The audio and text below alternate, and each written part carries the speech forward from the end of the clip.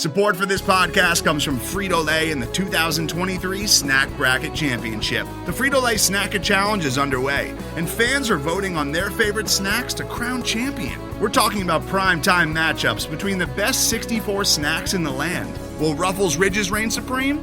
Can Doritos defend their dynasty? Or will Smart Food use their smarts for a surprise upset? Only you can decide. Get in on all the action for a chance to win up to $1,000 or a year's worth of snacks. Let your snacks be heard. Just go to fritolaysnacket.sbnation.com to vote and enter for a chance to win. No purchase necessary. Sweepstakes ends April 3rd, 2023. Void where prohibited. Year's worth of snacks awarded in the form of 52 coupons, each good for one bag of chips. See official rules at fritolaysnacket.sbnation.com. Hey guys, it's Jeff. Just a quick addendum before we begin the show. Of course, we recorded it on Wednesday night, December the 2nd, and then Thursday morning, the news breaks that McKenzie Milton is entering the transfer portal. We had no idea that it was coming, obviously, but we're going to do an emergency podcast about that later today, Thursday, December 3rd, talking exclusively about McKenzie Milton. Now, in this show, in the first segment, we do speculate recklessly about it, the possibility of him transferring or declaring or whatnot, but we had no idea that the news was dropping. So if you get to that point in the show, you can listen or, not just fast forward a few minutes until we get to talking about Marlon Williams. But I just wanted to give you a heads up, and then we're going to be doing that emergency podcast again on Thursday, December the 3rd. So make sure you download that and make sure you subscribe to our feed so you get a notification when it comes down. All right, let's get to the show. This is the Black and Gold Banneret Podcast.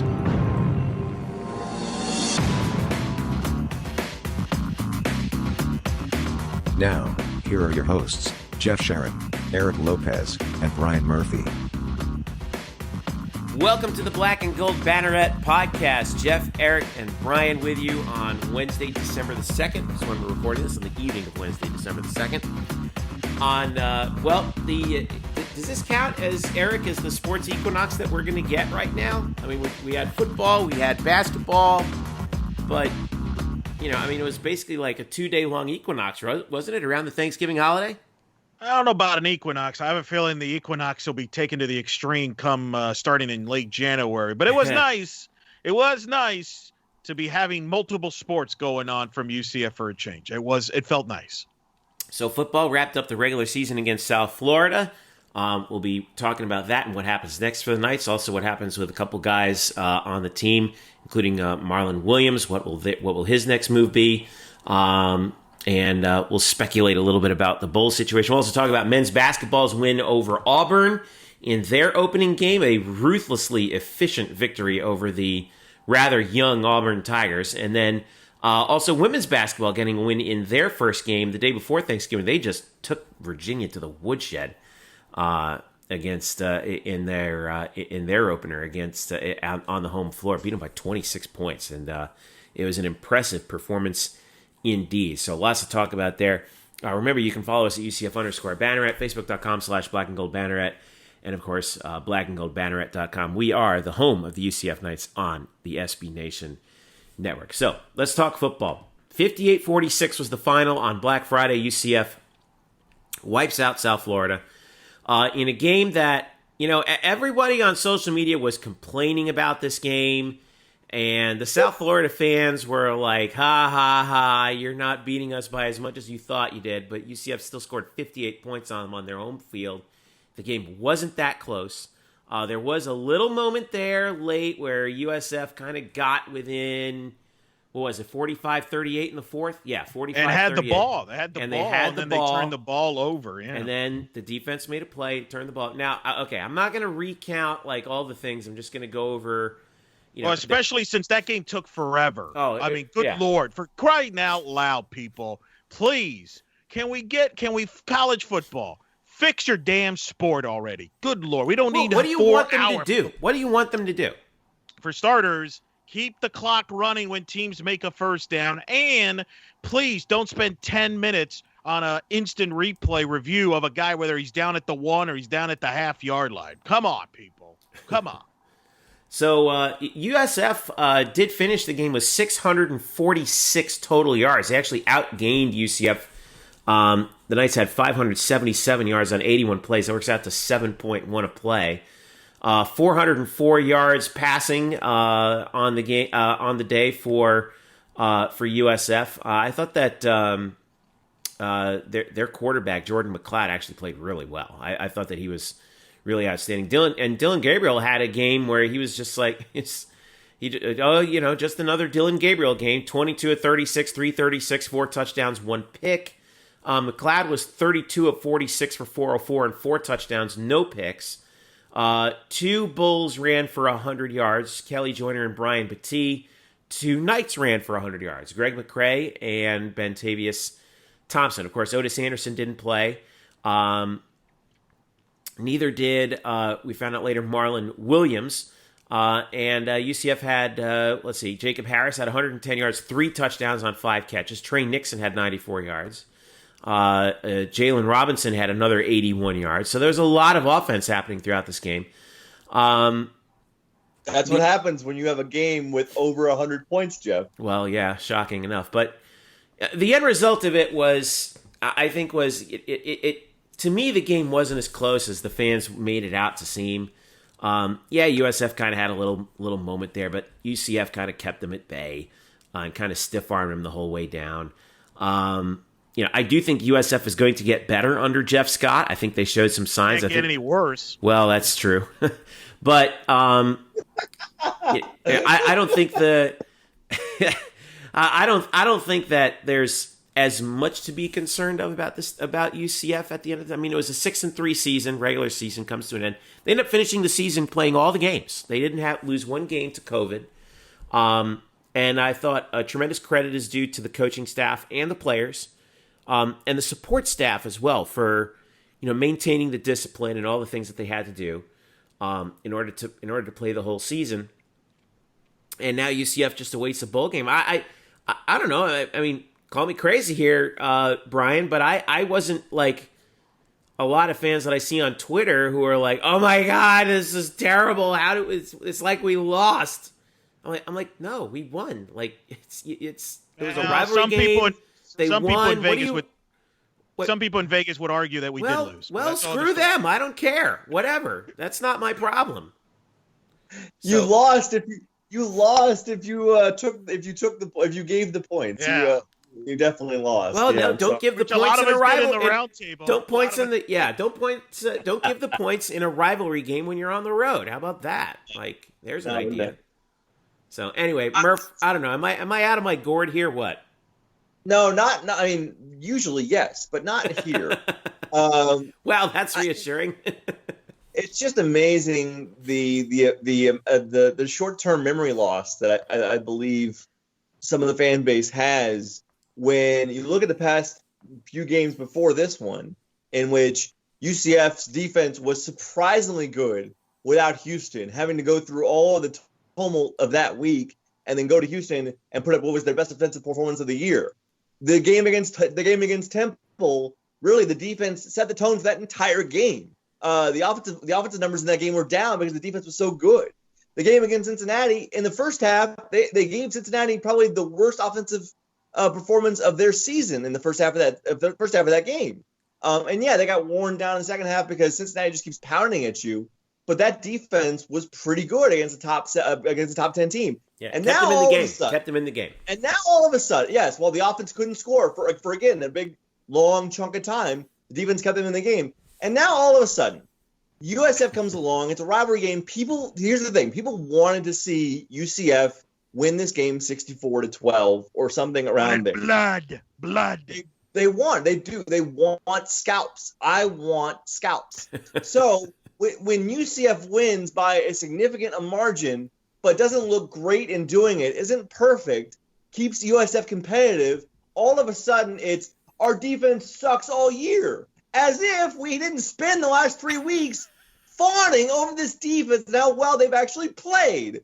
Come on, people. I think there's the only legitimate conversation we can have here is, does Randy Shannon return as defensive coordinator, which is really more of a question about economics than about coaching. Do you want to pay him $1 million or more? And during a pandemic, while UCF's athletics is in the red. Probably not. But then people shouldn't look at that as a demotion or a firing. If they move on from Randy Shannon, it's a lot to do with probably just money. The defense itself, which just started a ton of guys who either freshmen or sophomores or guys with little starting experience, was really, really improved in the past month of the season. All of a sudden, they have a really bad game, and people want the entire team burned to the ground. Stop it. Just stop. Yeah, nothing wrong giving up 46 points to the 107th ranked offense in the country. No problems, guys. Don't worry about it. There is no problems when you have a bad game and still win after 3 weeks in which you played much better offense is better. And where it looked like, and where it looked like, okay, this is gonna sound bad. I'm trying to figure out the right way to word this. Like in the second half, you could tell that UCF was like, we've got this game. I tell you what, this reminded me of. It reminded me of the Fiesta Bowl against Baylor, right? Like I was sitting there biting my nails that whole game, and everyone who I talked to afterwards was like, we had that game. We just chose not to really rub it in on them. And there were a couple times when Baylor got back in the game. Well, those people need to be. They think those people are full of it. No, they're not. They're not. They're absolutely not. And I know they're not. To suggest that we had it in the bag, baloney. That UCF had to constantly answer in the Fiesta. I don't want Eric. No. That's like hindsight 2020 crap. I'm not hearing that. It's not. I do believe it. I went back and watched the game. I really do believe that, especially in the fourth quarter. I think this was sort of a replay of that. I think UCF knew they had the game. They knew they were better than USF, and I think maybe that played into a little bit of complacency. And then they were like, you know what? Let's make a play and get out of here. Let's get. I disagree. I completely disagree. Well, with you're that. wrong. No, I'm not. This is what I think. Here's what happened. They played to the level of the opponent. They played down to their level of the opponent. That's what they did. And I don't blame them. I get it. The game meant nothing. When you just had this emotional, intense game against Cincinnati. You're coming back a week. You're missing starters. You're playing some young guys that probably hadn't been playing that much, in the secondary in particular. You're going to have a drop-off. That game meant more to USF than it did to UCF. That's all it was. Let's not make excuses for it. It is for what it is. They won the game. It was ugly. I'm not going to celebrate it. Let's just forget the game and move on. Really, and that game again. But my point being is that game is not an indictment on this defense. If this defense traditionally played down to the level of their opponent, they wouldn't have played as good as they played against Temple and Houston. Right. It was a bad game. I get it. There were blown coverages. There was bad communication. It was not very good. But yeah, you would never felt like UCF was at risk. And with a ton of freshmen and sophomores in the front seven and two starting freshman corners, a guy in Derek Enos without a ton of starting experience at safety, you have two sophomore linebackers, you have two sophomore edge rushers, you have a sophomore defensive tackle, and all of a sudden they have a bad game just because they didn't win by 30, because they had some bad plays. All of a sudden people forget the last three games, and it's just annoying. And by the way, Eric, wasn't it you who was always talking about, hey, mobile quarterbacks give UCF problems? Yeah, guess what Jordan McLeod was? But don't make him look like frickin' Johnny Manziel. He's terrible. I mean, good Lord. Look. I mean, that turned into an arena football game. That's what it was. Okay, you just don't like points. You don't like scoring. And by the way, neither did the country, because the ratings were awful for that game. It was a terrible game to watch. Yeah, I was unwatchable. Because it was absolutely interminable. It would not end. But then also, just like, what am I watching? At no point did I feel like that game was at risk for UCF, and it was just sloppy play, big play after big play after big play. You're like, there's no intrigue here. I spent most of the second half not watching that game, but instead sitting in the press box wanting to debate myself over whether I wanted to write an article about how badly handled the McKenzie Milton situation was. I didn't watch any. Well, and let's be honest. You asked about people being upset, Murph. I think a part of that was, the expectations prior to the game about McKenzie Milton. And then now the news comes out that he's not playing. And I think from that point on, it was a bad day. It was a bad day overall. It was a lousy day. Let's forget about it. I've forgotten about it. We move forward. But I think it was just, unfortunately, it just didn't work out. I'm glad you're – go ahead, Murph. I'm sorry. People will forget about this game. Like, it's not a game that will stick to you at all. It's a very forgettable game. Well, let's pick it up from there, because because the yes, we kind of had a head fake here, but did we head fake ourselves, I think, is the question.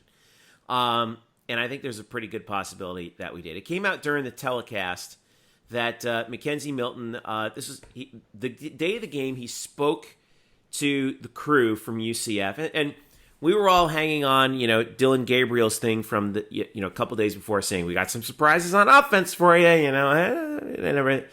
So here's McKenzie's quote, which ESPN, to their credit, put up during the game. All right, he said, this is McKenzie, quote, "I haven't suited up all year, and I don't see the point in going out there today for sentimental reasons. For me, I don't want to go out there until I'm 100% and playing at a high level. So there's no rush for me to get back out there on the field. That's been the basis of me suiting up all year. Am I 100%? And right now, I'm not." End quote. So that to me was like, okay, well, I feel like we all kind of duped ourselves by reading way too much into what Dylan Gabriel was saying. And McKenzie Milton was like, "No, I'm not going to play." No, I'm not going to shock everybody here. And it's completely within his purview to decide when he wants to play and when he doesn't. If he doesn't want to play, that's fine. So, I don't blame McKenzie. I think we kind of went for a little ride right there. Am I wrong? No one's blaming McKenzie. No one is. No one should, nor should they. Certainly, yeah. I think some of it was projection, that we wanted this to happen so much. We've talked about, if this was the game he came back, if it was a game where he came back, this would be the one because of the symmetry of the situation. But, I've talked to people inside the program who don't really understand what Dylan Gabriel was doing on that Monday. Like, he was not asked. Dylan Gabriel was not asked whether or not McKenzie was going to play. He was asked whether McKenzie had talked to him about the meaningfulness of coming back to that stadium 2 years post-injury. And Dylan then fielded it as if he was asked about McKenzie playing. So he went out of his way to sort of make it seem like something. And so, and again, this is from a quarterback. For those of you who don't know, this is from a quarterback who does not say much. Dylan Gabriel is a heavy coach speak guy. He is typically boring to talk to. He does not say much at all. He has said two things that caught anybody's attention all year. One, he called UCF the best team in Florida, and that made news. And two, he hinted that McKenzie Milton was going to play in this game by saying, basically, we got surprises. He may not, he may so, and while smiling the entire way through.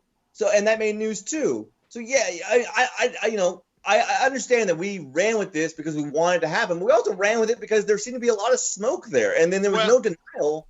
There was no denial from UCF, and that's my issue with the entire deal.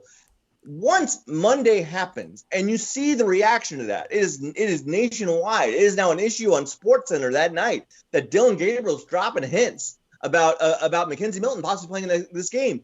You're building up fans' expectations for something. And as it turns out, McKenzie Milton was never close to playing in this game. It was never actually ever going to happen. So I feel like at that point, UCF needs to probably tell someone or put out a statement either through Dylan Gabriel or someone like, I might have misspoke. This is not going to happen.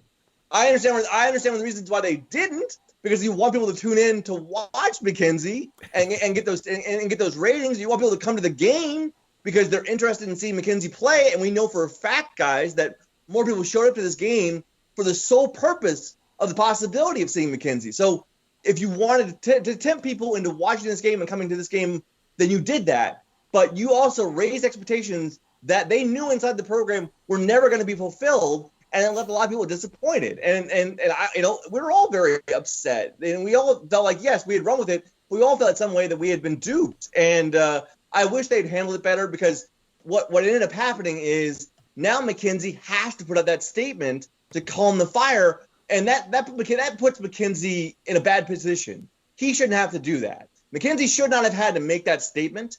UCF should have handled this better, knowing that he was not going to play in this game. Yeah. I agree. Well, let me defend Dylan for a second here, because I understand what he said Monday, okay, and that triggered some things, and then obviously Scott Van Pelt talked about that on his show Monday. But in fairness, Tuesday morning, Andrea Adelson, ESPN released an article, Andrea Adelson article interview with McKenzie Milton that came out Tuesday. Let me read you a portion of this interview, of that story that I think contributed to the expectations and why I don't think people were overreacting like, oh, he might play or not. Let me read you this from the story here.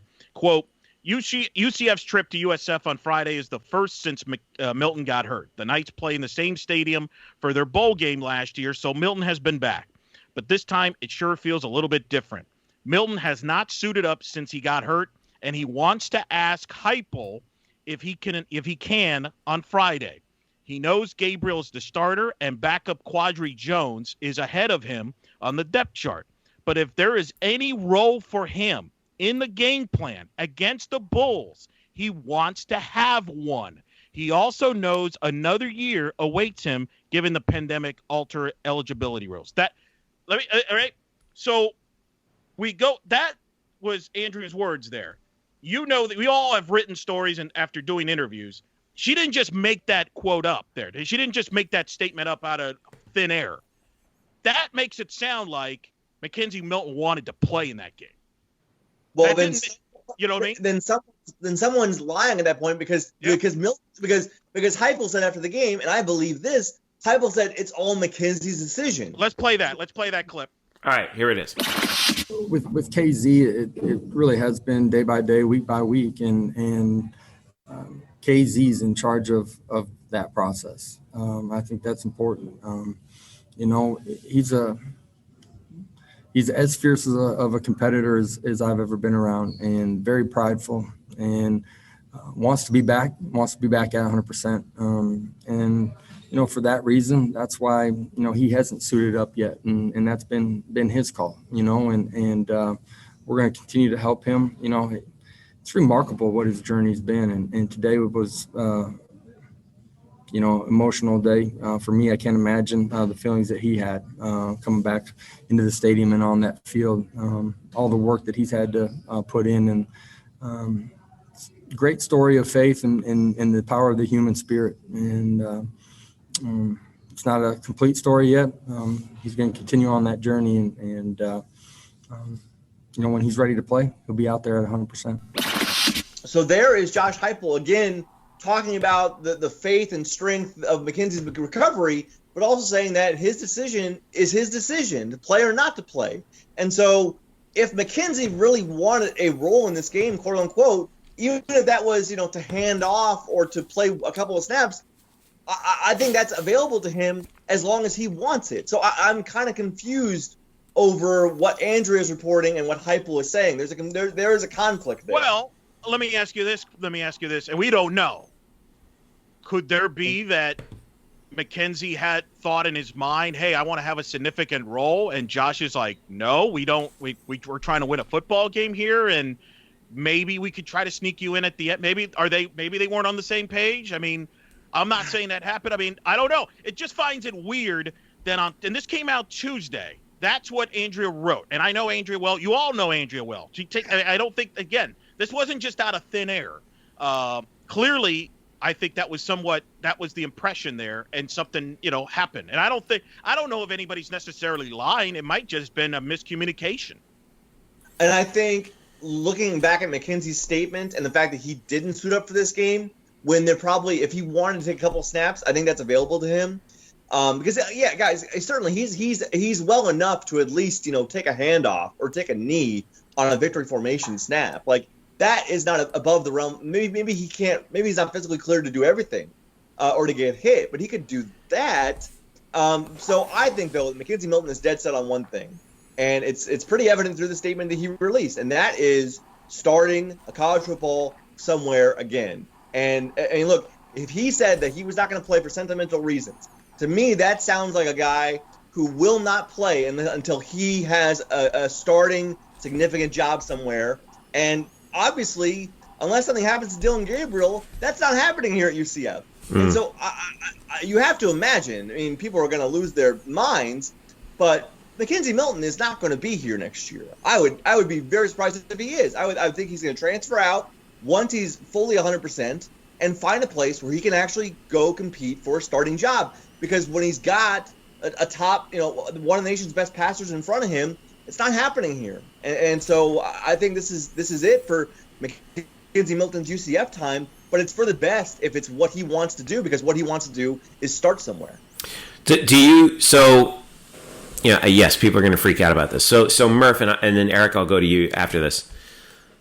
At gunpoint, you're thinking that McKenzie Milton, given the choice between staying at UCF, declaring for the NFL, or getting one more shot to start at a college program, he would go to the transfer portal and try and start somewhere else. Yeah, because he's not, again, his goal is still to play in the NFL. We've talked a lot about his coaching aspirations, and those are still very apparent, very alive. But he wants to play in the NFL too. Yeah. And so he can't do that until he proves himself. And he can't do that here because there's no opportunity for that to happen. He wants to, and he can't go to the NFL now. No one has seen him play in 2 years. So he has to rehabilitate basically his playing image somewhere that will give him a chance to do that. And that isn't UCF, and it's not any ill feelings. It's just the way it works out. Dillon Gabriel is fantastic. It's absolutely fantastic. Yeah. You can't bench that. I would be shocked. I would almost be more shocked if McKenzie was still here next year than if Randy Shannon was still here next year. I'm like 100% confident that McKenzie Milton will find somewhere else to play, because that's what he wants to do. He wants to prove himself again, but he can't do that here. There's no space. Eric, what do you think? I think Murph's 100% right. We've seen him the last time as a UCF Knight, and I think that's the right thing. There is no spot for him here. And remember this: a lot of the people he played with here and coaches he came to play for are not here anymore. This is not, so I think it's, you move on, try to prove himself that he could start. And I think he's going to get opportunities out there, because you always need a quarterback. Heck, look in Tallahassee right now. They could use a quarterback right now or two. So he's going to get opportunities to prove himself. And I think, I think he will. I think Murph nailed it. I think he'll transfer, and where he ends up, who knows? But yeah, I agree with Murph. I would be shocked 100 times, 1,000 times that if he's back here. I think there's a better chance that UCF's in the Big 12 than McKenzie Milton suiting up at UCF ever again. This breaks my heart. Huh? I know it's going to hurt, obviously, but it's the realization of not only where this program is right now with its situation, but where McKenzie is. And if McKenzie's healthy enough to start a college football game again, then he should go do that somewhere. But he can't do that here because there's no quarterback spot open. But please go to Nebraska. Adrian Martinez has not been good. I want him to go to Nebraska. I do.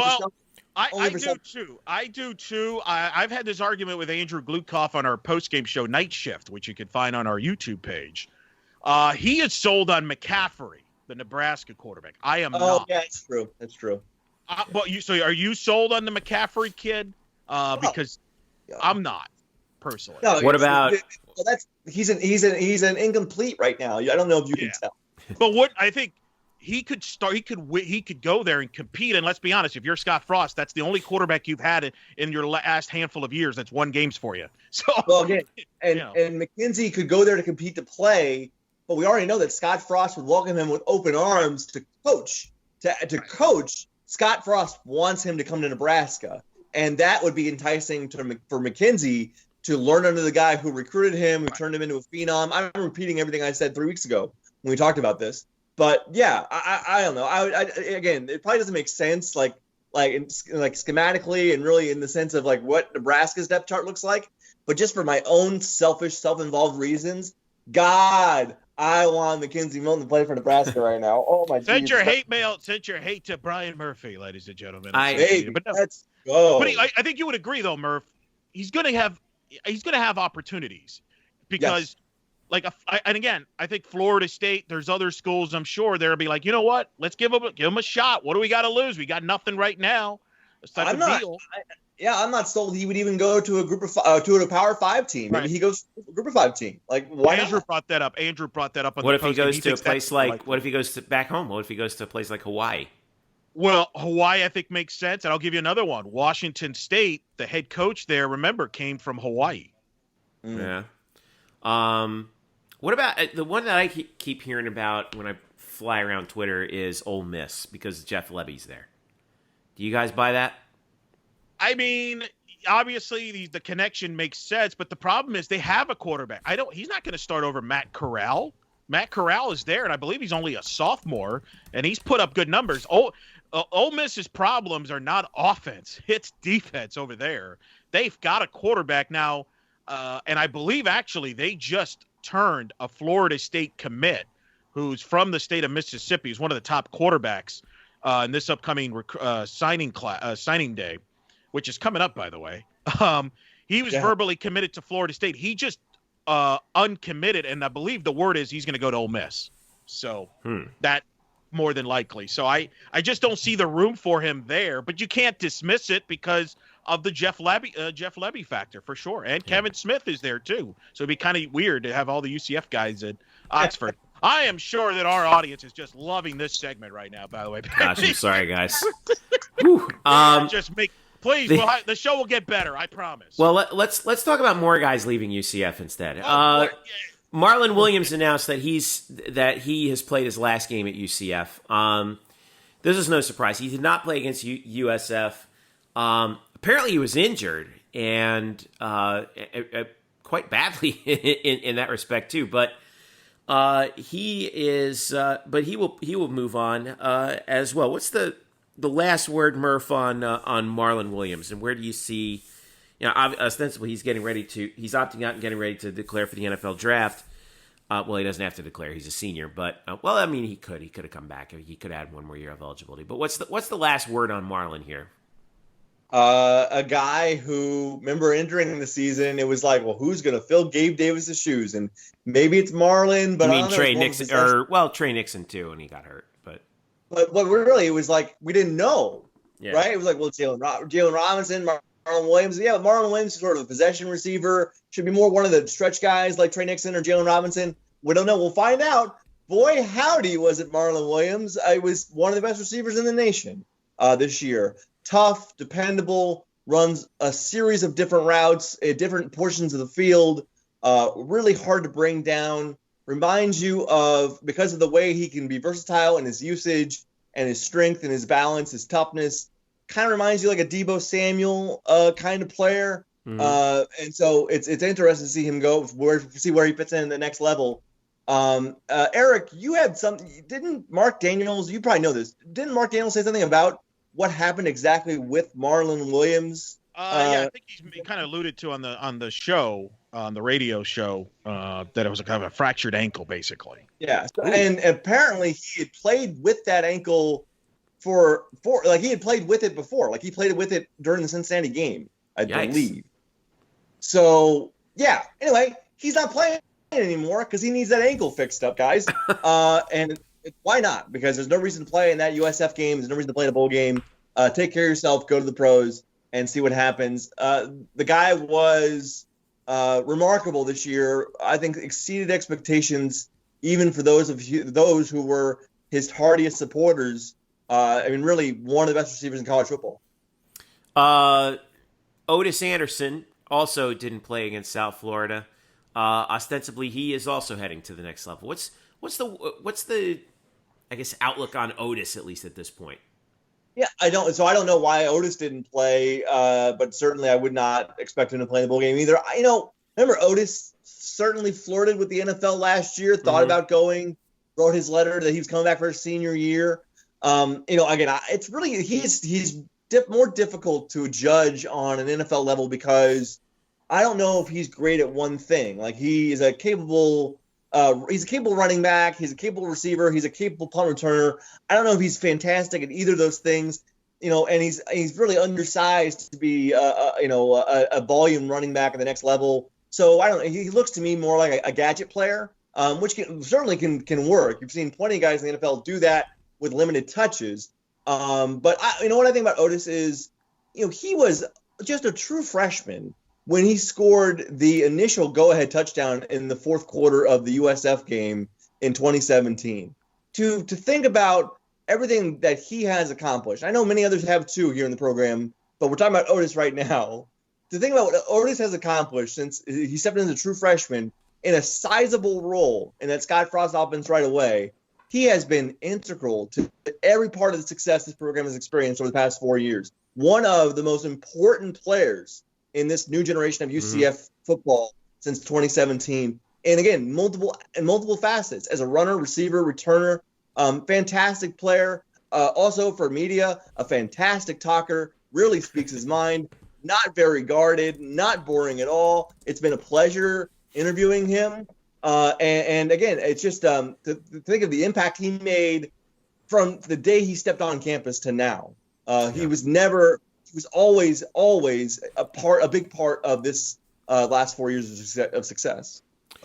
So that leaves us with wondering what's going to happen with UCF the rest of the season. Is the season over, or are we going to play a bowl game? Now, the word is, from all the rumors that are flying around, is that basically Eric and you and Andrew have been right about it being either the Cure Bowl or the Boca Raton Bowl. There are a lot of rumblings about Boca Raton. They seem to be rather loud rumblings of late, but and this will be the last thing before we go to break here. We might find out pretty quickly whether or not it's which bowl game it might be. I guess this will be our last little prediction before that. Eric, where do you think the bowl game is going to be? Where's UCF going to play in a bowl game? And will they play in a bowl game? Yeah, they're going to play, unfortunately. Like, good God forbid. You we got to have games. More. You hate fun. You hate fun. You hate points. You hate bowl games. You hate anything fun. Gosh. Yeah. Exhibition games, Wow. Like, hey, I don't know if anybody's noticed, but we're in a pandemic. Anyway. But despite that, hey, we got to make sure we go to Boca. So the 70-year-old old guy who has a $20 jacket from Walmart is happy to sponsor the bowl game. I mean, give me a break. I think I personally think he won't be on that bowl committee anytime soon, huh, Murph? No, I'm really going to miss out on Boca Raton, Florida. Such a hotbed. Eric Lopez just ripping septuagenarians for no reason whatsoever. Geez. Well, I heard that that's the Golden Girls' favorite bowl game there, just because it's a great place to hang out for a game. Weren't they in Miami? They weren't in Palm Beach County. Anyway. Yeah, I personally think they should go to the Cure Bowl. I think you could get a better matchup there because you're going to probably play a top 25 team if you play in the Cure Bowl against either Louisiana or Coastal Carolina. The loser of the Sun Belt Championship game ends up at the Cure Bowl. I think that's more attractive than playing Liberty, who may or may not be in that bowl game. Hell, they may not even play this week because they're ducking out of Coastal Carolina. Have COVID cases. Or a MAC school. All right, Herb Street. Easy. Or a MAC school, which is so exciting. I know we all think back of those great memories of the MAC days. I would rather play in Orlando. You stay on campus. It's a drive. I think you save money. I'm about saving money and all this stuff. But I think, if you want to get excited about the game, you play in the Cure Bowl. December 22nd, UCF is scheduled to have a pretty important men's basketball game at home against Cincinnati. Don't make the fans pick between them. With all that being said, I think the counter to that is if you want to get these players finish as quickly as possible, the Boca game is before Christmas, so you play the game on the 22nd, and then you're done. Whereas instead of waiting 4 extra days, that's the counter argument. I know that's what Andrew has made the argument about that. We have that up on the blackandgoldbanneret.com. But yes, they're going to play in a bowl game. It's going to be one of those two spots. Murph, what do you think? Fine by me. Yes, they're playing a bowl game. Josh Heupel said it himself. Said after the game, I don't think we've played our last game, so they're going to play. It'll be Cure or Boca. We know it's one of the two. Andrew, which one do you want it to be? I'm putting you on the spot right now. I'll go with Cure just because it's closer. Like I've made the drive to FAU a few times, but I don't want to drive to FAU again. Stadium's a dump, right? Like nobody likes that stadium. It's not a dump. It's not. It's not. It's not the bounce house, but it's not bad. Plus, we can dust off the storyline of Dylan Gabriel coming back to the stadium where he made his first collegiate start. Yeah, we're gonna dust that one off. Look at you! Whoa, Murph's working on storyline. No, the only thing is we can't replicate Otis Anderson just just completely embarrassing an FAU defender like you did in that game. Remember that? That was fun. He did kind of he did leave him picking up his jock. It was pretty bad. Yeah. And obviously my interest with this game fully is hinged around which UCF players don't play. And again, boy, yeah, that's exciting. Bowl time, baby. Who's not playing? I mean, definitely. I mean, obviously, if you are like Richie Grant or Aaron Robinson, and you're a month out from the Senior Bowl, I don't know what playing in this bowl game is going to do for you. So maybe they will play. I know Richie's a big time leader and a gamer and everything, but I don't see the value in it if you want to, if you're looking for the next level. So that's what I'm looking forward to most. I'm looking forward to seeing which players don't show up. Thank you very Who's much. not here? If you're not here, raise your hand. Lopez, we're both old enough to remember when we're like, oh my God, UCF is going to a bowl game. Can you believe this? Yeah, and it wasn't the Boca Bowl. Who the hell gets excited about Boca Raton? Like, unless you're a fan of the Golden Girls, maybe, or Terry Savalas, Hey, if you're a South Florida UCF fan, you're pretty excited. You're going to get a chance to see your team. Yeah, that's the way. Yeah, we want to beat up on. There are plenty of graduates down in South Florida. Sure. Well, we'll find out. You guys enjoy the game. I'll be watching the basketball game. Jeez Louise. All right. So thanks for that. Thanks for that Debbie Downer of a segment there, Lopez. Really, you hate everything. All right. On that note, we're gonna come back and talk about something that maybe Eric likes. I don't know. Men's basketball. Yeah. There we go. Now we're talking. Keeping Auburn at bay to start the season, and what else is on the horizon for Johnny Dawkins and his squad. More on that and plenty more when we return. This is the Black Gold Banneret Podcast. Stick around. Today's episode is brought to you by Cars.com. With over 2 million vehicles and 50,000 more added every day, Cars.com will match you with the perfect car for you, your budget, your life, your style. And if you're ready to say goodbye to your current car, Cars.com will get you an instant offer to cash it in. Just start by entering your license plate and get matched with a local dealer who will write you the check. So whether you're looking to buy or sell, just go to Cars.com. It's magical. Welcome back to the Black and Gold Banneret Podcast. Jeff Sharon, Eric Lopez, Brian Murphy with you. Let's switch over to men's basketball. Yes, indeed. UCF, they were supposed to start the season on Saturday against Oklahoma, but then that game ended up getting officially postponed, because of COVID problems for Oklahoma. So UCF's opener was on Monday night against the Auburn Tigers. Bruce Pearl and company bringing his squad to town as they were on their way up from Fort Myers, where they were playing in a tournament. And UCF, even though this game was a real struggle in terms of shooting for both teams, the Knights got the win by 8, 63-55. Some of the highlights from this game in terms of UCF's performances. Dre Fuller played 37 minutes, 13.7 rebounds, 5 assists, and 3 steals. Brandon Mahan really came on in the second half. I think when UCF tried to just put Auburn away, 4 of 9 from the field. Even though he missed all 3 of his threes, he was 4 of 4 at the line, 12 points to go with 2 rebounds. Darren Green Jr. was 4 of 13 from the field, 10 points. C.J. Walker came off the bench and played 31 minutes. Even though he didn't have a very good shooting night at 3 of 9, he recorded 9 points, pulled down 8 rebounds, and I thought was very active on defense. Really, the entire team was very active. They got 12 steals for the game, and Auburn as a team committed 22 turnovers to UCF's 19, but a lot of those turnovers were forced by UCF. In addition, Auburn only shot 7 of 34 from three-point range.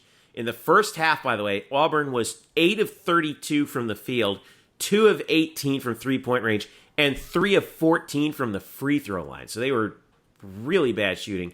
32% for the game. UCF shot 36% for the game. And then Isaiah Adams made his debut, 4 of 6. I thought he looked pretty good. A little bit some freshman mistakes here and there, but I think those are things you can take care of. 9 points for him on the night. Now, a couple of notices on this one. Darius Perry did not play.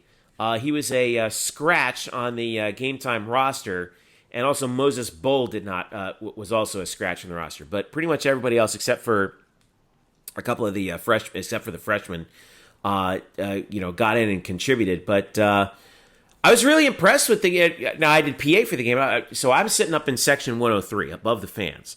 And so it's sometimes it's kind of tough to see things. That, like, definitely a lot tougher to see certain things when you're up there than as opposed to if you're like on the scores table. Are you listening to this, Murph? He's complaining about being up there. No, I am not complaining. I am not. Listen, I am not complaining one bit. I am happy to be in that. I'm happy to be in that place right there. And believe it or not, I was able to see some things a lot more clearly up there than I was able to down there. But from what I was able to tell, I was really impressed with how composed this team was. I thought that they were the better prepared team. They were the better coached team. And the way that you knew that was they just kind of jumped out to this lead and just kind of kept Auburn at arm's length the entire game. Now, granted, Auburn didn't do themselves any favors by shooting so badly, but part of that's Auburn and part of that's the defense, right? I thought defensively UCF was excellent. And that's what led them to a victory against an admittedly inexperienced Auburn team, but that's still SEC talent out there on the floor, and UCF just took care of business. I don't know, Murph, what do you think? Well, we should also mention the other people who didn't play in this game. So Sharif Cooper, who did not play in this game for Auburn, he's under NCAA investigation. He could probably go to the NBA after this year as a first-round pick. So losing him, not having their point guard, obviously hurt Auburn. But then, to be fair, UCF didn't have its point guard either. Darius Perry, the grad chancellor from Louisville, did not play in this game. According to Johnny Dawkins afterwards, Darius is fighting an injury of unknown cause or severity, and basically just said he's back soon. I'm not sure what that means. We'll talk to him on Friday, most likely, see if we can get an update there. But so it was interesting to see both teams sort of operate without their playing the point guard. And for UCF, that meant a lot of Dre Fuller and some Sean Mobley. Some different, I think, guys you would not usually see running the one, getting some time there. And I thought Dre Fuller did a pretty decent job. I think there's a few things that stick out to me. One, this felt very much like a game that was like the first game of the year. Very not cohesive, very sloppy, a lot of mistakes on both sides. Auburn has played 2 games before this, but man, oh man, they missed a bunch of easy layups inside. Well, not just the free throws they missed also and the 3-pointers they missed, but man, in the first half especially, Auburn must have missed like 5 or 6 baskets within like 3 feet. And so that changes the entire game. And UCF, you had a lot of guys with CJ Walker, especially Tony Johnson at times, just out of control. Guys trying to do too much. You can certainly see the raw materials with CJ Walker, his length, athleticism, some of his rebounds. I'm pretty sure that if he was going, man-to-man with a 7-foot guy, he would outjump the guy. I mean, some of the rebounds were Skywalker rebounds. The raw materials are there for CJ to be great, but it's not fully formed. It's very nebulous, kind of an amoeba right now. They need to sort of structure him into something. I thought he was tight during the game. I thought he looked like he was a little bit nervous. But what I was really impressed with was when the shots weren't falling for him, he relied on his defense and his rebounding. And and like you said, the one play I think back to was in the second half. There was this one play where he rebounded a missed shot, and he outjumped, I think, 3 Auburn Tigers for that board, came back down with it, and then laid it back up. I forget if he laid it back up and in or if he passed it back out for a 3 for somebody, but it was one of those wow plays where you were like, whoa, we haven't seen a guy jump that high in a while. And it was a really just one of the more amazing, I think it was probably the best athletic play of the night. And you could tell that like you said, he's a little bit on the medium rare side, but he's not rare, but he's medium rare. But he'll be ready. He'll be ready. He's rare talent, but also sort of very rare raw game right now. It's very raw. I thought what stood out to me is the perimeter defense. If you put out there, and you can do this, you can put because Isaiah Adams looks like he can play defense right now. Oh yeah, that's very encouraging. And so you put Dre Fuller at the 1 right now without Perry out there with Adams or Walker. You can play those guys 2 or 3. You can play Walker at the 4, certainly. But you can put those guys at the 1, 2, 3. There is a lot of ball-on-ball, man-on-man length there. That's going to make it really difficult for backcourts. And then it's going to be even better when Darius Perry comes back, plays the 1. Everybody moves down a spot, probably more natural positions. And then you've got 4 guys who look like they could be terrors defensively. This team defensively is going to be very good again. I think offensively, it's still going to struggle. Fans are going to complain again about Johnny Dawkins' style of offense, but it is what it's going to be. Like, this team is going to be another first to 50 kind of team. I worry a little bit about if they can hit enough 3-pointers. If they fall behind, do they have another guy besides Darren Green Jr. who they can depend on to hit a shot?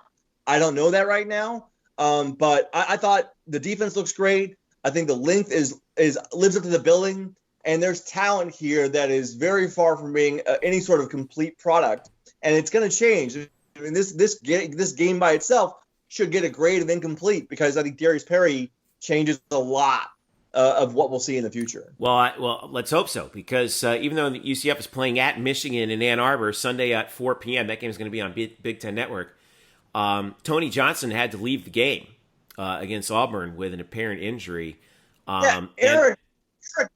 Eric, did any or Jeff? You were there, Jeff. I watched this game on ESPN Plus. Yeah, I did not see any particular play that was like, oh, Tony looks hurt. You know, I didn't even notice it. And to be honest with you, I didn't even notice that he wasn't playing or that anything was amiss until 10 minutes after the game. And I see him kind of, wheeling himself off the floor on one of those carts that, when you have a cast on. Yeah. Yeah, it's what BJ was using when he broke his foot too. Right. It looks like a kid's tricycle. But anyway, it's like, I don't know what they call that thing. But anyway, I was like, wait a minute, I didn't notice that. And why is Tony, limping off the floor on that thing with his foot up? And so I don't know what happened. Must have happened at halftime because I remember watching it, and he was on the floor when they went to the break, and then they came back out. He wasn't on the bench and didn't come on the bench for a few more minutes, and then just sat at the end of the bench. I think it might have been around warm-ups, maybe even before the start of the second half. I wonder if that's the time frame there. Like, it had to have been, because you're right. Nobody picked it up on TV, and that he was playing well prior to that injury. Had 8 points going in, and it's amazing, really, when you think about that win. That's why I'm not going to judge this offense just yet, because they literally won this game without a true point guard. Right. Which really impressed me. In fact, Coach Dawkins said afterwards, talked about winning without a true point guard, as well as the debut of two of the more anticipated Knights debuts in program history, in C.J. Walker and Isaiah Adams. Without a true point, I think our guys did a terrific job trying to, get us in our offense, trying to, make sure they have eye contact with me to know what we're doing defensively. I thought they did a great job considering it's not their normal roles. And that's how it's going to have to be. Guys are going to have to step up. Guys are going to have to be ready to play whatever position, they're called upon to play. And that's a sign of a good team. Coach, a lot of anticipation about C.J. Walker and, of course, Mr. Florida basketball and Adams. What did you think of both of their performances? They're really made some big plays for you throughout the game and contributing to the victory. I thought they both were terrific. I thought they both were a little bit, had a little jitters early on, like anyone would, sitting out about 9 or 10 months before the last time you had any kind of competitive play against someone else. And I thought they both kind of settled in and played some good basketball. The thing about both of those players is they just make so many plays. They get their hands on so many balls, offensively, defensively. And, they're easy to play with because they're unselfish basketball players. They're just looking to try to make winning plays. The best this offense had to show was how they closed out the first half. I think they were up 20-16. There was an under 4 timeout. At a timeout, they have Tony Johnson dribble drive and dish out to C.J. Walker for a corner 3, which I thought at that time, considering how ugly the first half was probably their best offensive play of the half. After that, they had Tony Johnson hit a 3 from about 30 feet, which he took a couple of them and he made them. And I hope he doesn't do that much because he shouldn't take those shots. I know he made them. That's great. Please don't do that again. You're not going to make more of those shots, but at least he made it. a fantastic pass by Sean Mobley above the 3-point line to a cutting Dre Fuller for a layup at the rim. Those were like 3 or 4 possessions in a row where all that happened. And then you had the 4th charge of the first half, the second by Mobley. We were wondering about Colin Smith, who's going to pick all those charges. They took 4 charges in the first half. So I thought the way they closed the first half out and the way they closed the game out with Brandon Mahan was probably the most impressive segment of basketball we saw in what was generally a kind of an eyesore of a game. Well, I think that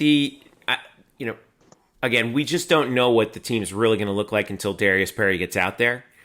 But if this is any indication, it's that the defense is going to drive the bus here, and and in a way, it's kind of a return to like old school UCF, right? I mean, I'm used to UCF being a defensive team, first and foremost, and these guys can play, man. They have length. I was really impressed with what Mobley did on defense.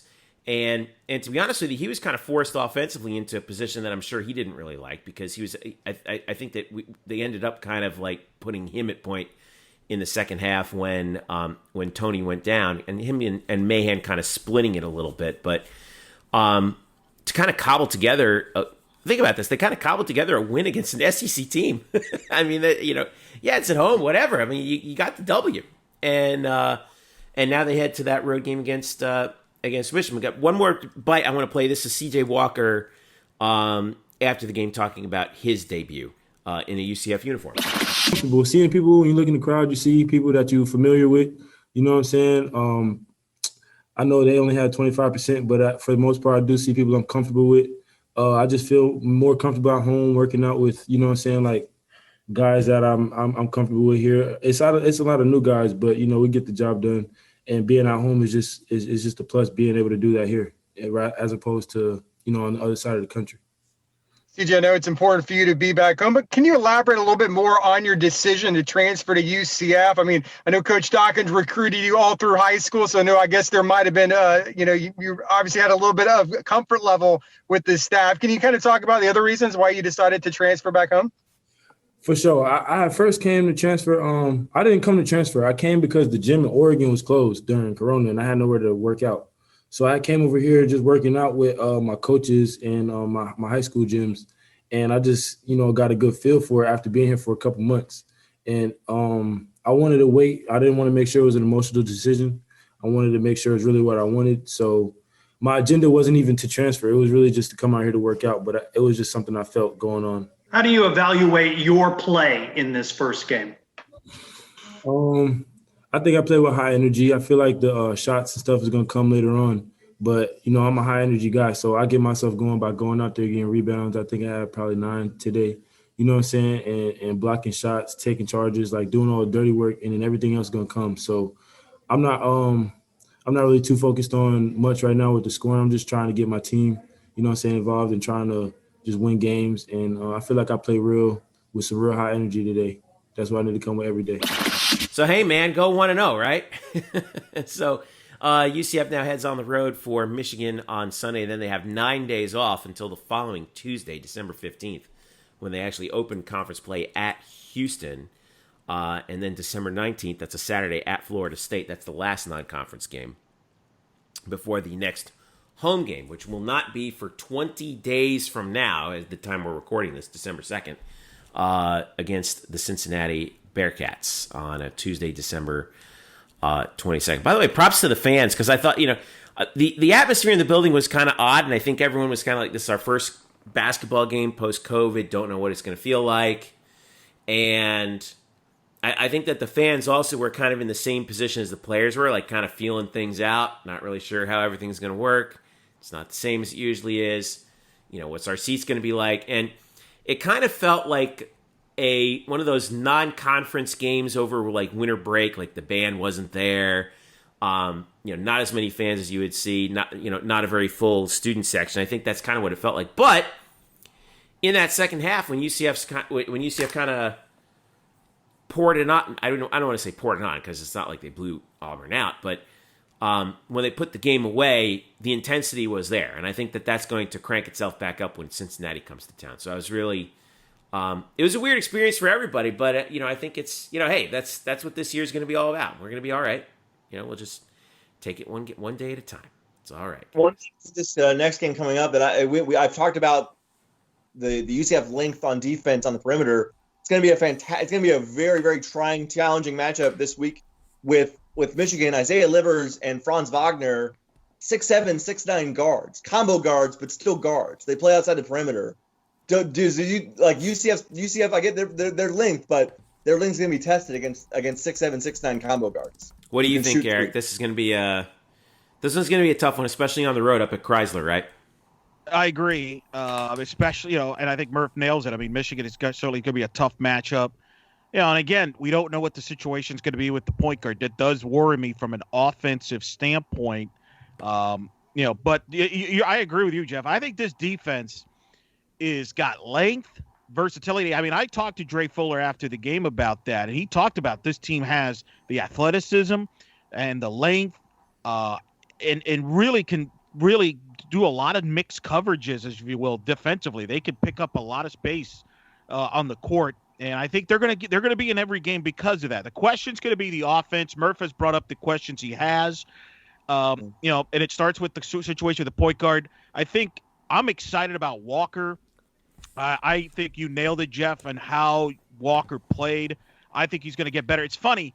He has Chad Brown's energy, and it's funny because I think he wears Brown 21. He has Chad's Brown energy, but obviously with tremendous skills that Chad didn't have.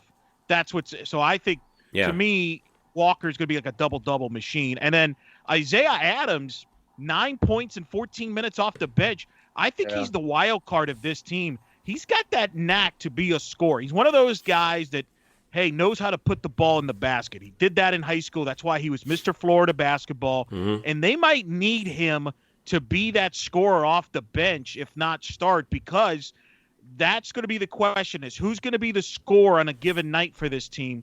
Darren Green's their best shooter, but is he a scorer type? Brandon Mayhem was the star of the second half, but is he not? He's not really a true scorer.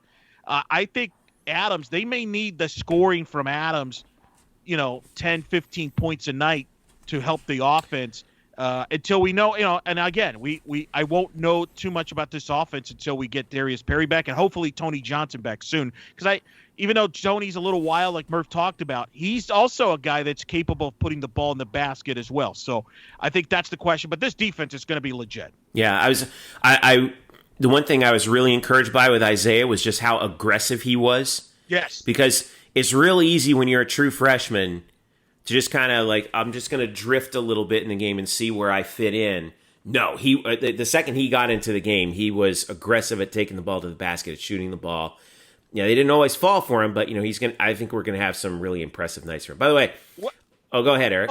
By the way, don't forget we had the other freshman, Jameel Reynolds. Jameel Reynolds, yeah. Which kind of surprised me. I don't know, Murph, were you surprised by that they started him? I know you asked when we did our preview show last week, you asked about Jameel. I was surprised he started. I know he didn't get a lot of run, but that was fascinating to me that he got the start on opening night. Well, he got some opportunities when he was in there. I was really impressed with his size. He did not look like a freshman at all. He's a big body to throw down there against some of your bigger opponents. What do you think, Murph? Yeah, I think that was more. I wonder if Darius Perry's at the 1 in this game, if everybody moves down a spot and they don't start Reynolds in this game, I wonder if they play Mobley at the 5 and everybody moves down. I could have seen that happening. Like they could have played Fuller at the 3, kept Green at 2, and so I don't know. But I thought he was fine. He just got into foul trouble. He looked like a freshman who was kind of over aggressive. He got into foul trouble, so you didn't really see much of him. What I loved about Isaiah Adams, because he looked more composed and you could see the natural talent there. When you see that from a freshman in his first game, it's great. But when you see that in a freshman in his first game after having no spring or summer with the team, he was not part of the team this summer. None of the freshmen were. They weren't able to really, integrate them in the program with face-to-face contact. They weren't able to go run through a lot of full game scrimmages. He wasn't able to be in the strength program. Couldn't play much pickup in the facility either. I mean, right. So after all that, he comes out and looks like he's been here for 2 or 3 years already. That was I thought his performance was the most encouraging. I have a lot of good things to say about a lot of players from this game, but I thought what he showed in this game, especially right off the bat, was probably the most positive development this team had. Yeah. All right, we've talked. We projected way too much about the first of 23 games already from this. So, but I didn't have sports for a long time. We're just excited we have sports. Fair point. Other than football. Fair point. I will say, okay, Michigan coming up. We know their head coach is Juwan Howard. All right. Longtime Miami Heat personality, Juwan Howard. Because some other guys, by the way, Eric, some other guys on the Michigan staff who are familiar names. Associate head coach Phil Martelli. Former St. Joe's head coach. Yeah, really good hire for Juwan to have a guy with experience as a head coach like Phil, who's been successful at St. Joe's. Really smart move for Juwan. Remember that season at St. Joe's where they almost went undefeated? I think they made it to the Elite Jameer Nelson, Eight. Delonte West, lost to Oklahoma State in the Elite Eight. Great game. Right. Great game. And then actually just hired, I think just prior to this year, Howard Isley. Remember Howard Isley? Former BC Eagle. Yep, and a longtime member of the Utah Jazz. So an NBA talent for a number of players. Wow, he played with a bunch of teams, virtually all of them in the West. he didn't play in New York for the time, but he played with. Isn't a guy like Howard Isley like some of these guys who bounce around from team to team? They always seem to bounce around to the same teams, right? Minnesota, San Antonio, Utah, Dallas, Phoenix, the LA Clippers, and Denver. That's wild. But it's great. It's going to be cool to see this. I'm looking forward to seeing how UCF matches up with Michigan. I think this is their, if you kind of ranked the Michigan, Houston, Florida State, which is the next 3 games scheduled, which, by the way, I mean, that's pretty darn good. I think this might be their best shot. I don't like the matchup against Houston on the road. Houston looked fantastic beating Texas Tech, and then Florida State at Florida State. Murph, I know you watched. We're recording this Wednesday night. Florida State had their opener against North Florida. They were on, and that's going to be a tough matchup for UCF because Florida State has just as many, if not more, bigs than UCF. They've got a lottery pick on their roster, and they're just relentless defensively. That's going to be a vicious game in Tallahassee there on the 19th. Yeah, and the lottery pick is MJ Walker, who's a 6'5" guard. Again, UCF, I don't want to say UCF has size. They don't have a ton of size. They have a guy like Avery Diggs, who's like almost 7 feet. And that's where I think you'll see Avery Diggs play most of his minutes in a game like Florida State, because you need to combat that pure size that Florida State brings at you. Whereas, Avery didn't play, I think, more than 15 seconds in this game against Auburn. But what UCF has is length. Like, C.J. Walker isn't the tallest guy in the world. I think he's 6'8", but he must have like a 7'1" wingspan. I mean, the guy is just the guy's a he's just amazing. So it'll be interesting to see them really match up against really taller teams that FSU is going to bring toward them, and really toward Michigan's going to bring toward them too. Yes, that's a great point. Michigan, Florida State. I'm very fascinated to see how they match up there. Yeah. All right. So Michigan, the game up in Ann Arbor. I lost my schedule. There it is. So you're 1-0 UCF Knights, 4:00 on Sunday, Big Ten Network at the Chrysler Center. Yes, I got a true false question for both of you here. Okay, true or false? This is the first ever appearance by a UCF sports team on the Big Ten Network. True or false? I'm going to say false. If it was false, it wouldn't be interesting. So I'm going to say it's true. No, this is false. This is not the first time a UCF has shown up on the Big Ten Network. Jeffrey, you got that right. Do you know the other time that a UCF team played on the Big Ten Network? I want to say it's either softball or baseball. Oh, it was the 2013 game at Penn State when UCF beat. That's right. Bill O'Brien and Penn State. Yeah. That's right. Go. Okay. So hopefully that game was on the Big Ten Network. I'm yes, surprised. I thought it was on like ESPNU or something like that. Nope, Big Ten Network. I think Derek Mason or Matt. It was either Matt Millen or Derek Mason was the analyst for that game with, I believe, Kevin Kugler. And UCF, that was a great game. That was a huge win, a very underrated win. Remember in 2013, that was a Bill O'Brien and I think, was it Hackenberg, the freshman that year? I think Christian Hackenberg, that's right. Yeah. Might have been. And they had they had a great receiver there at Penn State that's in the NFL now. See if I'll give you a sec. There you go, Murph. There you go.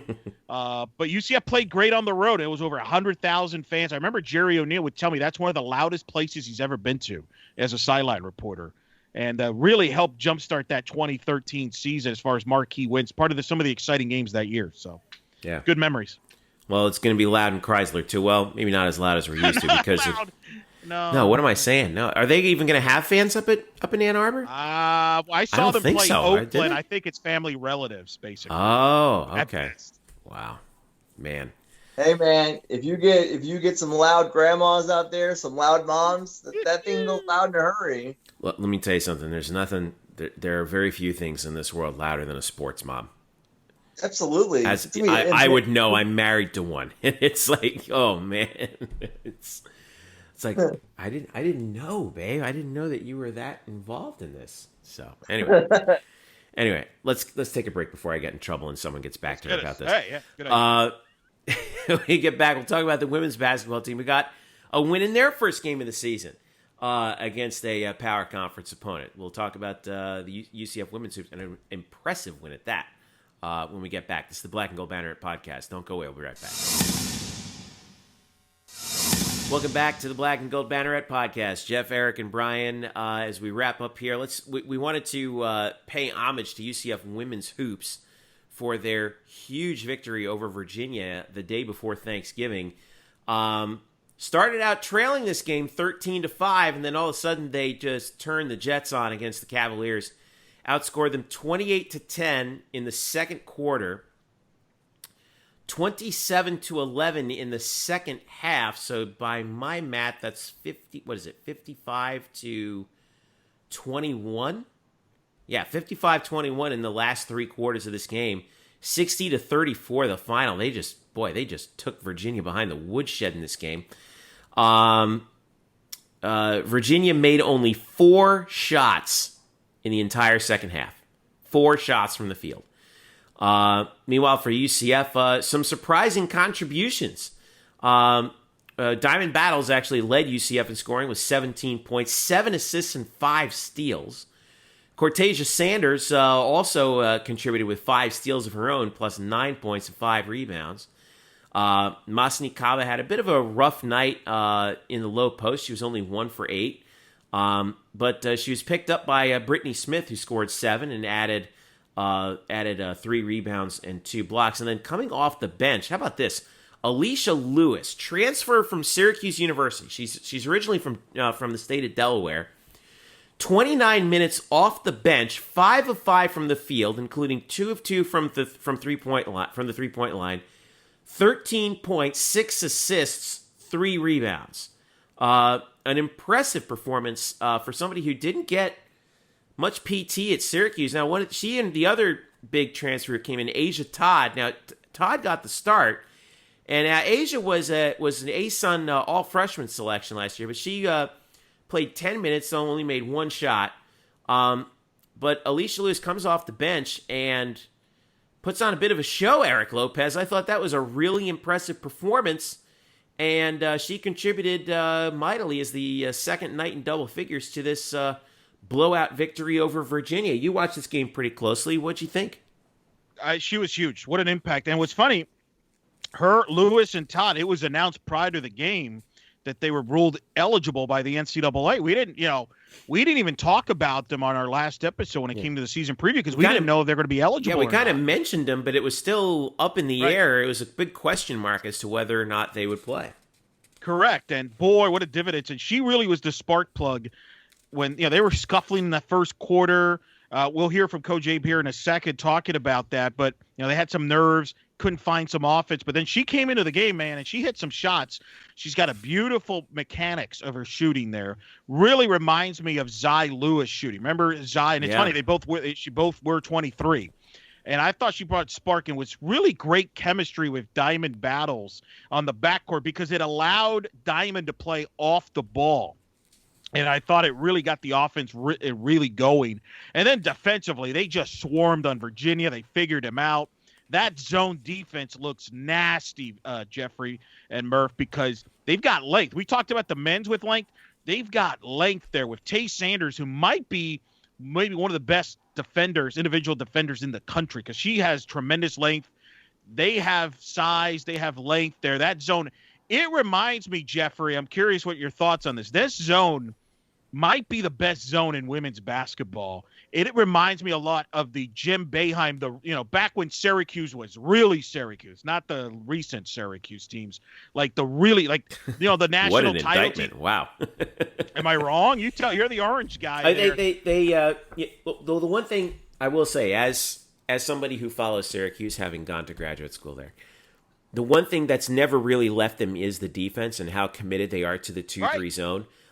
It's the offense that's left them, but that's far afield. I will say though that UCF does play that zone scheme that Coach Abe runs they are locked in. I mean, and it kind of does remind me of, okay, so do you remember there was a commercial for like watching the Final Four or whatever for like, on something, and they isolated the 5 Syracuse players on defense, and they were it was actual game footage, but you just saw the 5 of them just kind of moving around, and you could actually see in this commercial. It was so weird.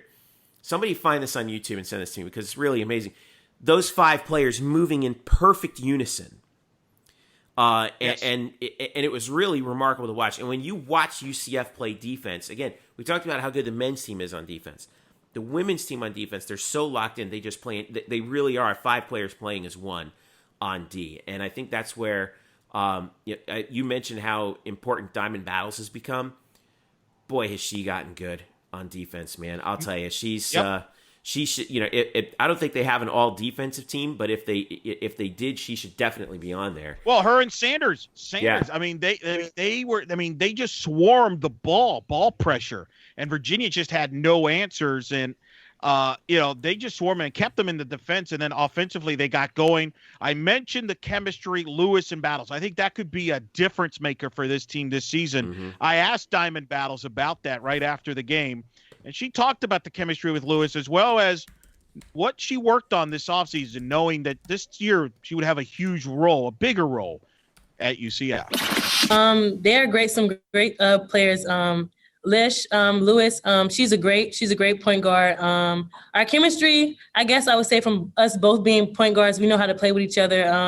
I know how she likes to maneuver on the court. She know how I like to maneuver. So playing off the ball, it really helps out a lot, to hit more shots. She can hit shots. She can make passes. She can run a play. She's a very calm point guard. She's very poised. She makes everything run. So it's very great having her as, a backup point guard or, coming off the bench. She's a very good spark, so it's great having them too. Diamond, talk about what you've worked on your game leading up to this season. You knew, obviously, with KK graduating that you were going to have a bigger role. Just talk about the role you had, because you were really dynamic, not on both sides of the ball like you always were, but off the ball, with the ball. I mean, you kind of have a lot of versatility. Just talk about your overall game, what you've worked on to step up in this season. I've worked on catching and shooting. Just catching and shooting, because I tend to like to pass. So I have to, step up in a new role and catch and shoot if I'm open. So that's what I've really been working on, just catching and shoot. If it's not there, then of course, being versatile, knowing how to pass, pull up jumper, looking for open people, but just very, staying stone on catching and shooting. That was Diamond Battles after the win. And again, you got 2 point guards basically with Lewis and Diamond right there. You heard her talk about how she's really worked on her shooting, step up, shoot, because she knows she could play off the ball and get some shots. Right. That's what's going to be where, because teams are going to try to play off of her. And she admits she likes to pass. That's actually her problem. She's too unselfish. She likes to pass, and the coaches want her to shoot more. And now with Lewis, who can shoot, and Todd, who's capable of shooting, that's going to provide some of that offense that we were wondering about in the perimeter, because teams are going to double team inside early. They're not, UCF's got size inside, and Virginia did that early. They were double teaming them, and the guards stepped up for UCF and really got an impressive win for Coach Abe in her opener, who said after the game, hey, look, it was a little rough at the beginning, but we kind of stepped it up there and played good defense, and we got some nice additions. Yeah, I mean, obviously it's the first game. I think everybody, both teams, I think had a lot of jitters. They came at us really hard, in which we knew they would, especially number one on their team.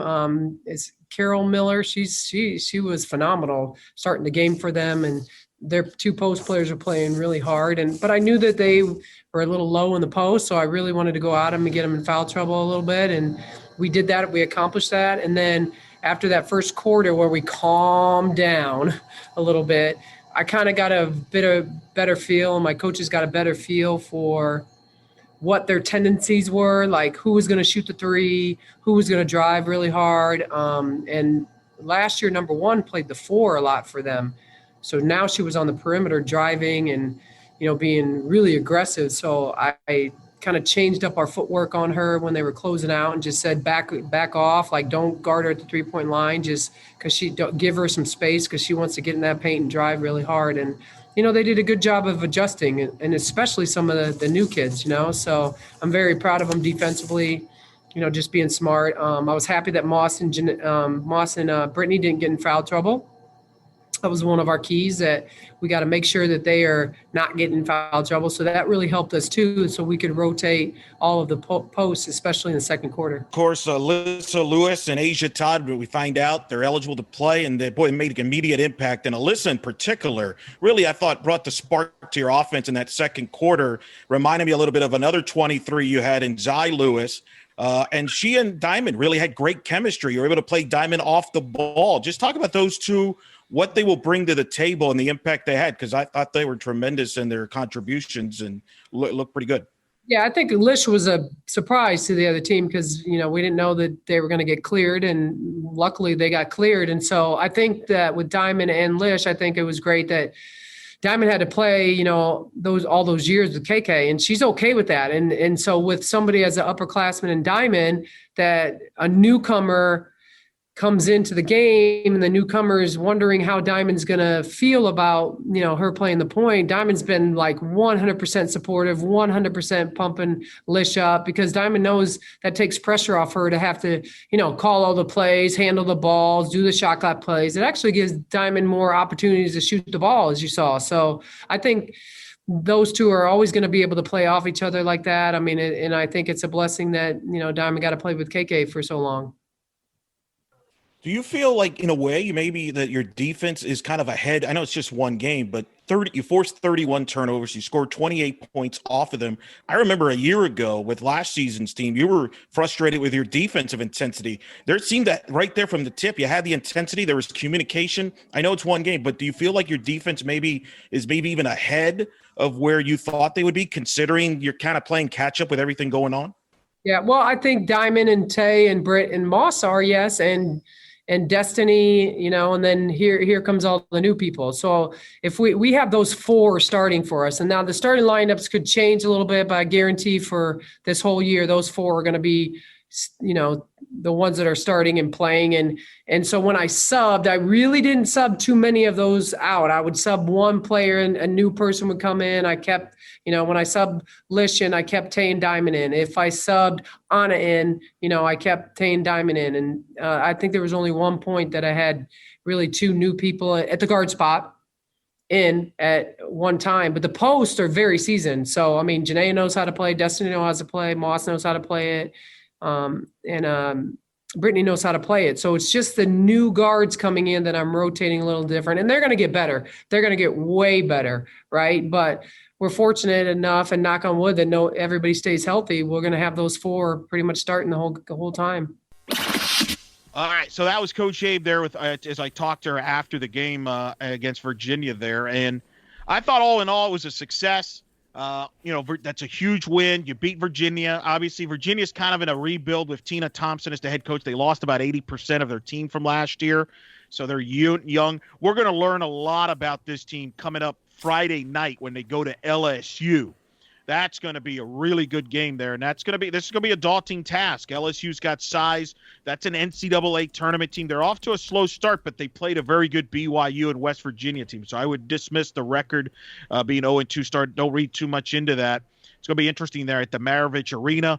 And they're going to deal with LSU size. They got a center in Ifua, who's 6'5", is a great shot blocker. So it's going to be interesting how the UCF bigs, Brittany Smith, and, how they match up with someone like Ifua, who's a tremendous defensive player for LSU. And they got a great guard at Pointer, who's an all-SEC player. So the level goes up a notch going up at LSU. And then after that, they got to go against Florida Gulf Coast, who shoots 1,000 threes and can play with anybody. They're an NCAA tournament team, too. So it's not going to get easier for Coach. They know that.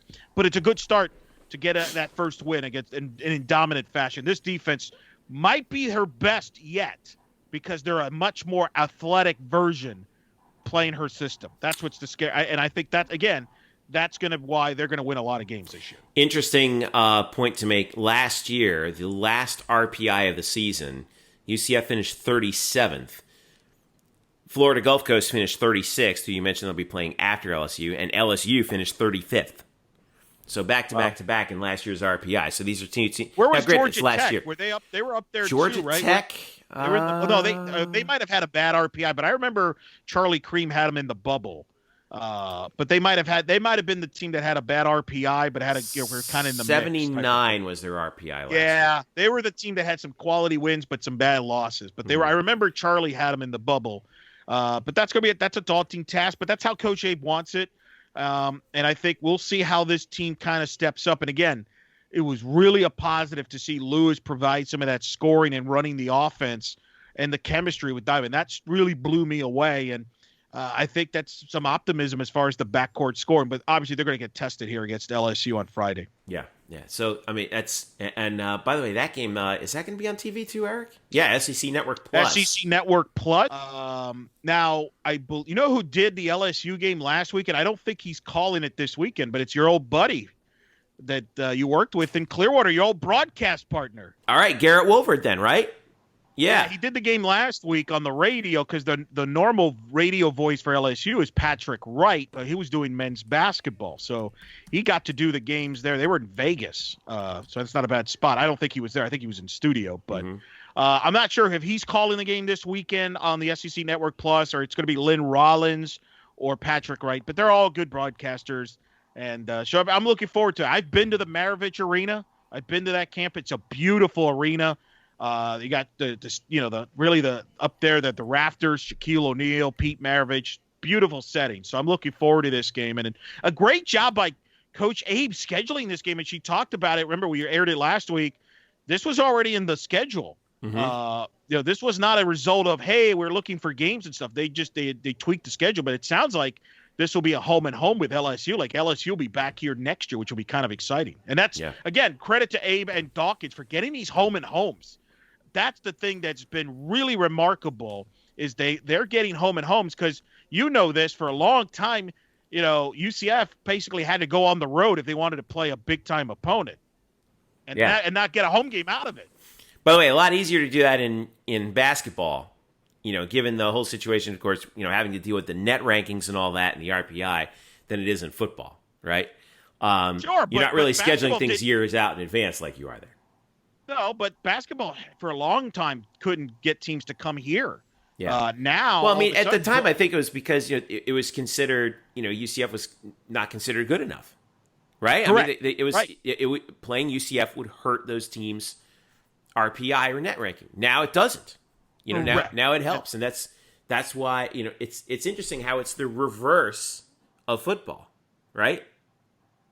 Yeah, I mean, again, it's credit to the two coaches building the program up and being able to schedule games and being able to play, hey, we're playing anybody home and homes and things like that. It's a tremendous credit to both of them. And it's a good start for the women, and we'll see how they do against LSU. It's interesting because South Florida, Jeffrey, played number 4 ranked Baylor Tuesday night and gave them a scare. It was Baylor ended up winning by only 68-62. So South Florida looks legit. And if UCF can put a good performance here against LSU, maybe beat them or something, that would be huge for the league from that standpoint, in the post-UConn era in women's basketball. That would be huge. Yeah.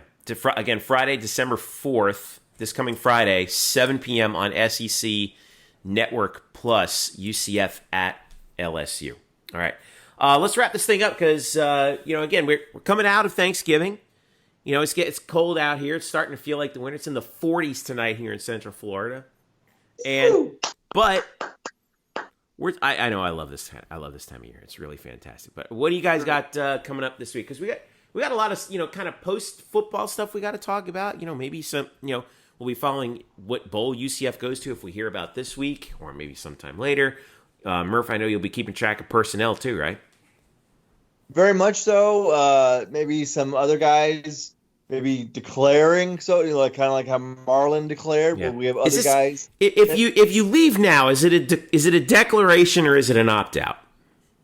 No. It's a thank you. Not an opt out. I hate using that because now it feels like they're just sort of. It feels there's kind of it does kind of feel like opt out is pretty close to bailout, right? And we don't want to give that sort of connotation, but that's the way it just sort of sounds like. But it'll be like, let's see if other guys issue like thank you letters, like Marlon issued a thank you statement. And I'm sure we could see a few more. And like we mentioned very quickly earlier in the show, we're only 2 weeks away from the early signing period. Are you serious? Oh my God. So we'll see what happens there. I know Jeff is a big fan. Oh God. I think I'll take that week off. Before we know it, we will be playing in a bowl game. And then obviously we'll be talking to Johnny Dawkins on Friday. Plenty to ask him, certainly, about just the aftermath of this first win, but more importantly, the health of his entire point guard position. Yeah. Yeah. We're going to need somebody back there to play the one. Eric, what do you got? Yeah, well, right now on the website, you could see right now some of the current articles there up there. We got the basketball recap. We've got, obviously, bowl projections, me and Andrew, so we're on top of that. We'll keep you updated as we hear more and then kind of update the bowl projections, not only for UCF, but for the American. And obviously, we got up some videos up on our YouTube page. Make sure you subscribe to that, like us there, subscribe.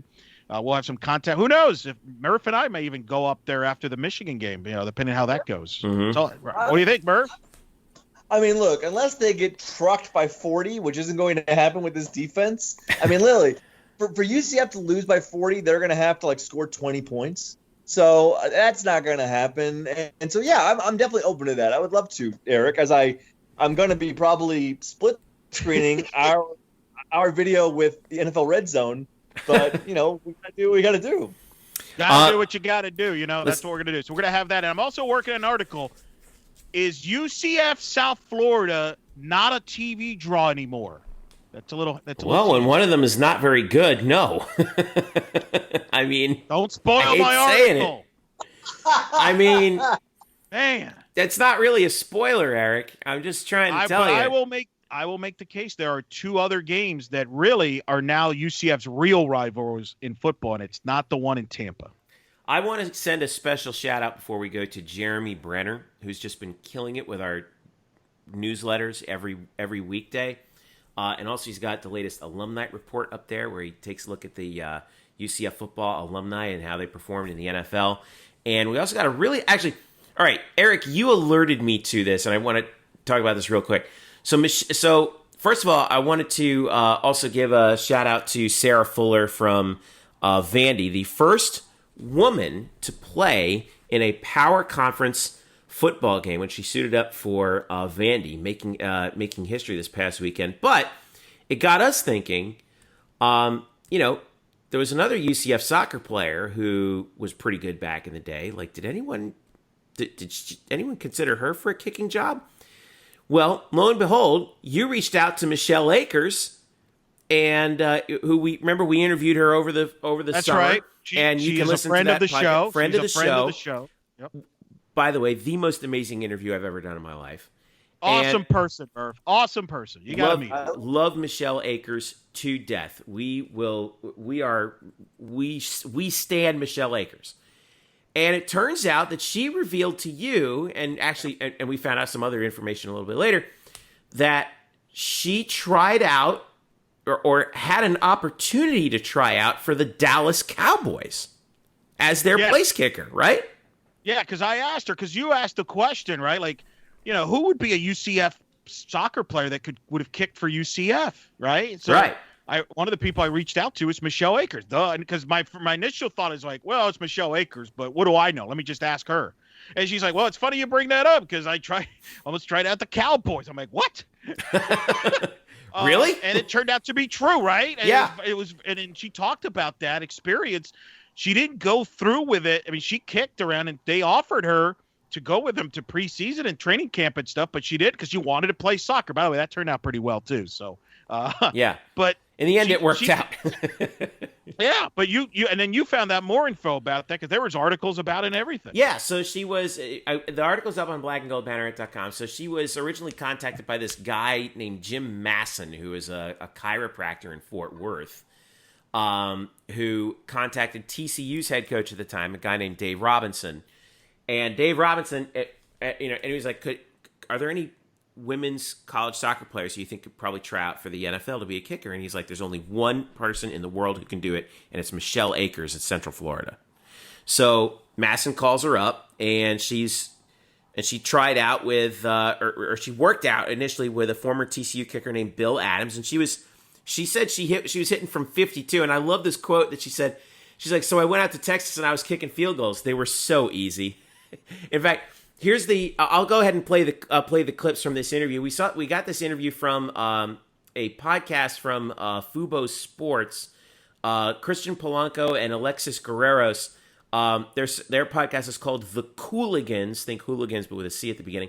The Cooligans. It's a soccer show, and they interviewed Michelle over this past summer and asked her about this, and this was Michelle's answer to it. Yeah, so my story was this agent, a random agent contacted me and was like, hey, I think a girl could kick for the NFL. And I was like, well, of course they could. Okay, so he's like, come out to Texas and let's see if you can kick some field goals. So I was like, all right. So I just graduated from college. I was planning on going overseas to play professionally to, better my soccer career. And so this was like 89, 90. And so I went out to Texas and was kicking field goals. It was so easy. So I was off the ground. I couldn't kick off a tee well. I could have learned, but it was off the ground. So I didn't miss. I just didn't miss. Amazing. And so I went out to 52 yards, and then, I was like, okay, then that's good. So then he had me go out to LA to kick with this kicking coach. His name is Ben Agajanian, who was a kicking coach for the Cowboys. And he had these little camps. And so I went out and I kicked with him with these other guys who wanted to be in the NFL kicking and stuff. And so he told me, look, I can get you into the Cowboys training camp. Do you want to go? And I said no, because I want to be a soccer player. So then I went home. Okay. So that's how it was. So I never got to get on the field in pads or anything like that. And to be honest, those guys are massive. They could just be like, ping, and I would have flown, into the crowd and be, broken into a million pieces. So there would have been, I don't know, a long discussion about how that was going to happen, et cetera. But I definitely think a female can do it. It's just the side part about what if she takes a hit? She's going to be a goner. Dude, isn't Michelle just the best? She's like, yeah, of course I could make a 52-yard field goal. Like, what were you thinking?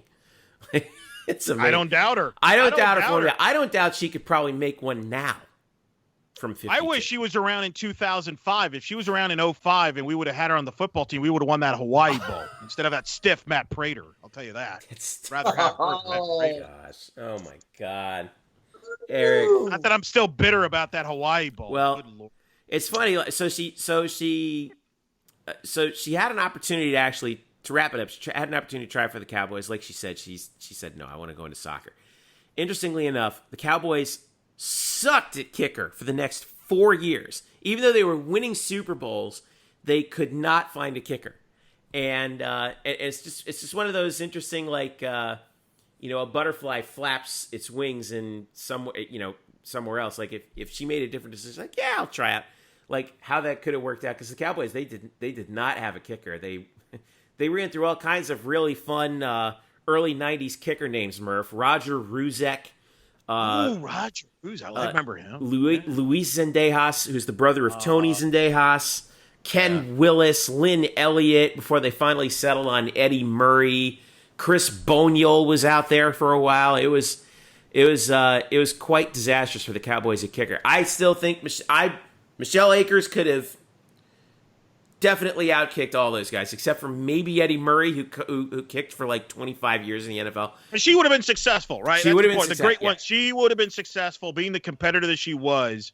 There's no doubt in my mind she would have been successful at that, and probably would be our pick, right? Like if we had to pick a UCF soccer player, hey, no doubt, we need you to kick a field goal.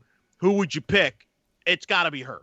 Didn't now you also reached out to Amanda Cromwell? Is that right too? I did. I reached out to her, asked her about during her run, who would she have picked as a UCF soccer player if like one of the UCF coaches, whether it be George O'Leary or Mike, hey, we need a kicker. Who would you recommend? And she said Brianna Schooley, who played there for her. I believe it was that 2009, 2010 range there, if I remember correctly. Yeah, I think it was. So one of the things we're going to do, by the way, we got to do this. When we get Coach Sahadak next time on the show, probably in January, fingers crossed, as we get ready for this equinox that is spring, we got to ask Coach Sahadak about this. We got to ask her who on her, the UCF, all the players she's had at UCF, who would she pick to be a kicker, and does she think she could have been a place kicker? I want to know. That's one of the things we got to save that there, because I'm kind of intrigued by that. So because I think Michelle Akers, there's no doubt she could have kicked for UCF in the late 80s, early 90s. I think she could have kicked for the Cowboys. And I don't know Brianna Schooley, but I do remember. But apparently from what Coach I remember Brianna because she went to Douglas High School at the same time that my sister went to Douglas High School. There you go. And so I do remember Bree. She was an outstanding athlete and a powerful leg, maybe the most powerful leg that we had there since Michelle Akers. So I think that's probably why Amanda picked her. So anyway, so we got to do that when we get Coach Sahadak on. That's one of our burning questions. Definitely. We gotta. So. All right, let's wrap this thing up. Don't forget to follow us at UCF_Banneret, Facebook.com/Black and Gold Banneret, and of course, blackandgoldbanneret.com. If you subscribe to this show, awesome. Please tell a friend.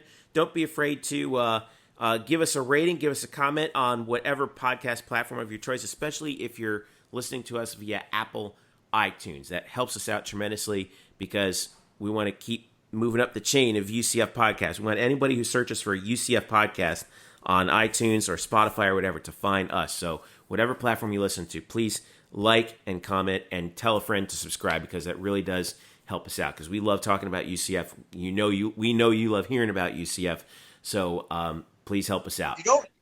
You don't even have to really listen to the show. You can just sort of download, comment. The shows are long enough. You can just, hey, these guys are great. It's fantastic. No, seriously. Listen to our show, some people have told me they just listen to the parts that Murph talks and then they ignore us, Jeff. So it's okay. They just fast forward. So speed. I sympathize with them because that's the exact same thing that I do. I fast forward from when we talk and when we argue about stuff, and then I get to when Murph is saying. So anyway. Well, to be fair, I've never listened to our podcast because why would I need to listen to our podcast when you're already on it? That's as ringing of an endorsement as we're ever going to get. I do my part. I download these shows on 2 different platforms. That's all we ask. Don't listen, just download, and then mark as played. That's all you need. Please listen to the show because iTunes can tell whether or not you listen to the show or not. There's analytics that help you do that. Well, maybe. Please, fine. Please, for our sake, we don't do all this work for nothing.